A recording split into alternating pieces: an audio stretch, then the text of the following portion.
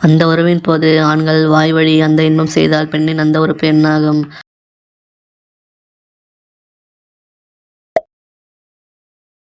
அந்த உறவை அளவுக்கு அதிகமாக செய்யும்போது உடலுக்கு என்ன நடக்கும்?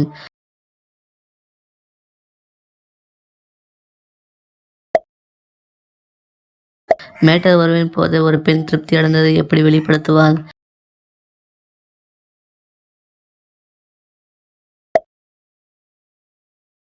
பெண்ணை அந்த உறவுக்கு தயார் செய்ய ஆண்கள் முதலில் எங்கு தீண்ட வேண்டும்?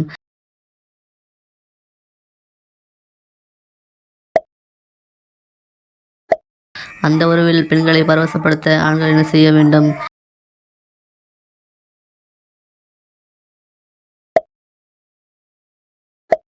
அந்த உறவின் போது ஆண்கள் எதை நினைத்து பயப்படுகிறார்கள் என நிபுணர்கள் கூறுகின்றனர்?